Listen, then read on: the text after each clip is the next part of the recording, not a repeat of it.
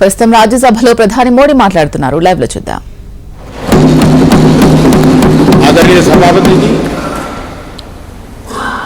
लोकतंत्र में कौन शासन में आएगा, कौन नहीं आएगा, कौन कब आएगा, ये क्रम चलता रहता है. वो बहुत स्वाभाविक भी है और वो लोकतंत्र की स्वाभाविक उसकी प्रकृति और प्रवृत्ति भी है.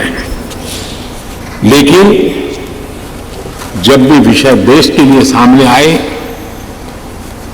हम सब ने मिलकर के राजनीति से ऊपर उठ करके देश के हितों को सर्वोपरि रखते हुए कार्य करने का प्रयास किया है.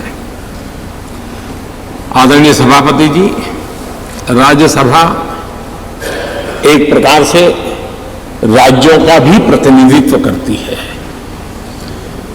एक प्रकार से कोऑपरेटिव फेडरलिज्म, और अब आप जब कॉम्पिटिटिव कोऑपरेटिव फेडरलिज्म पर बल दे रहे हैं, तब हम देख रहे हैं कि अत्यंत सहयोग के साथ अनेक ऐसे मसले रहे हैं, देश आगे बढ़ा है. कोविड का संकट बहुत बड़ा था, दुनिया ने भी परेशानी झेली, हम लोगों ने भी झेली है.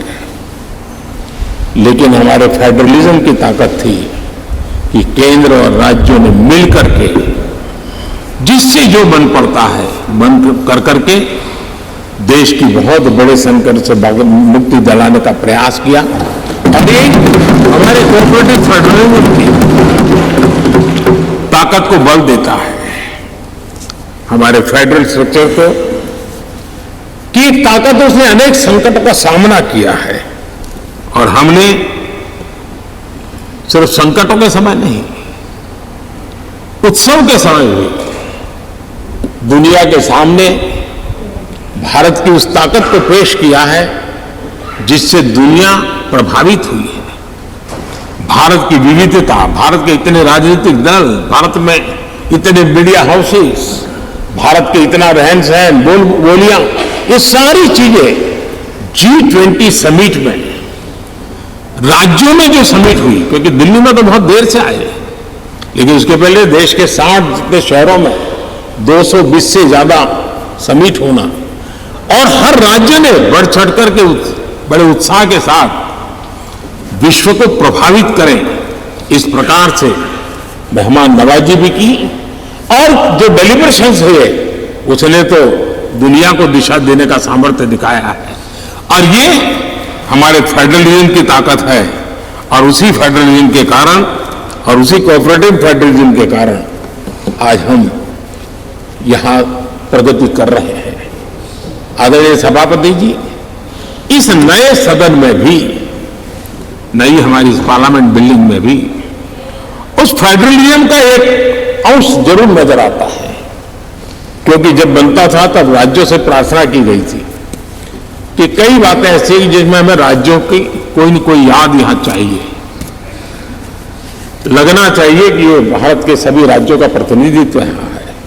और यहां कई प्रकार की ऐसी कलाकृतियां, कई चित्र जो पूरे हमारी दीवारों की शोभा बढ़ा रहे हैं, वो राज्यों ने पसंद करके अपने यहाँ राज्य की श्रेष्ठ चीज भेजी है. यानी एक प्रकार से यहाँ के वातावरण में भी राज्य भी है, राज्यों का की विविधता भी है और फेडरलिज्म की सुगंध भी है.